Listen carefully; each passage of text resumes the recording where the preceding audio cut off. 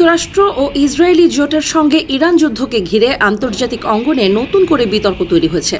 এক বিশ্লেষণে দাবি করা হয়েছে, যুক্তরাষ্ট্র ও ইসরায়েলি জোটের বিমান হামলায় সামরিকভাবে ইরান ব্যাপক ক্ষয়ক্ষতির মুখে পড়েছে। তবে এই যুদ্ধে রাজনৈতিক ও কৌশলগত দিক থেকে যুক্তরাষ্ট্র ও ইসরায়েল তাদের মূল লক্ষ্য অর্জন করতে পারেনি। ফলে এই যুদ্ধ শেষ পর্যন্ত ওয়াশিংটন ও তেল আবিবের জন্য একটি কৌশলগত ব্যর্থতায় পরিণত হয়েছে বলে দাবি করছেন অনেকেই।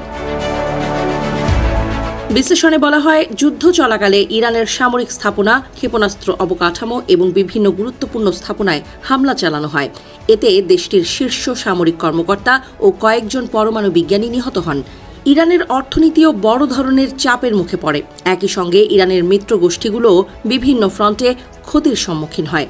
তবে এসব আঘাতের পরও ইরানের রাষ্ট্রীয় শাসন ব্যবস্থা অক্ষুণ্ণ রয়েছে। এমনকি যুক্তরাষ্ট্র ও ইসরায়েলের কাছে আত্মসমর্পণ করেনি ইরান।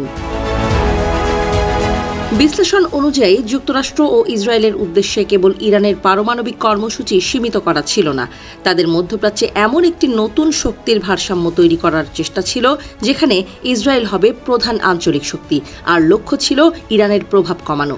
কিন্তু 2023 সালের 7 অক্টোবর গাজার প্রতিরোধ যোদ্ধারা ইসরায়েলের ওপর হামলা চালানোর পর থেকে শুরু হওয়া ঘটনা প্রবাহ সেই পরিকল্পনায় বড় ধাক্কা দেয়। ফিলিস্তিন ইস্যু আবারও আন্তর্জাতিক রাজনীতির কেন্দ্রবিন্দুতে উঠে আসে। ফলে ইরানকে ধ্বংস করার পরিকল্পনাও পুরোপুরি সফল হয়নি। বিশ্লেষণে আরও বলা হয়, দীর্ঘদিন ধরে নিষেধাজ্ঞা, অর্থনৈতিক চাপ, সাইবার হামলা এবং অভ্যন্তরীণ অস্থিরতার মাধ্যমে ইরানের রাজনৈতিক অবস্থান দুর্বল করার চেষ্টা করেছিল যুক্তরাষ্ট্র। তবে ইরানের প্রশাসন, সামরিক নেতৃত্ব এবং রাষ্ট্রীয় প্রতিষ্ঠান এত কিছুর পরেও কার্যকরভাবে টিকে রয়েছে। ফলে ইরানের ইসলামিক শাসন ব্যবস্থাও ভেঙে পড়েনি। উল্টো যুদ্ধের শেষ পর্যায়ে ইরানের সঙ্গে আলোচনার মাধ্যমে সমঝোতার পরিবেশ তৈরি করতে বাধ্য হয়েছে যুক্তরাষ্ট্র। এই সমঝোতায় ইরানের সার্বভৌমত্ব, তেল রপ্তানি, নিষেধাজ্ঞা শিথিল এবং পারমাণবিক কর্মসূচি নিয়ে আলোচনা চলছে।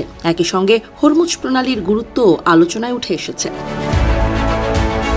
বিশ্বের উল্লেখযোগ্য পরিমাণ জ্বালানি এই পথ দিয়ে পরিবাহিত হওয়ায় সেখানে অস্থিরতা বৈশ্বিক অর্থনীতিতে বড় প্রভাব ফেলতে পারে। যুদ্ধে ইরান দেখিয়েছে যে যুদ্ধে না জিতেই যুক্তরাষ্ট্রের ওপর অর্থনৈতিক ও কৌশলগত চাপ সৃষ্টি করা সম্ভব। বিশ্লেষণের শেষে বলা হয়, যুক্তরাষ্ট্র ও ইসরায়েল সামরিক সক্ষমতায় এগিয়ে থাকলেও তারা যুদ্ধের মূল উদ্দেশ্য বাস্তবায়ন করতে পারেনি। অন্যদিকে ইরান রাষ্ট্র হিসেবে টিকে থেকে নিজের কৌশলগত অবস্থান ধরে রাখতে সক্ষম হয়েছে।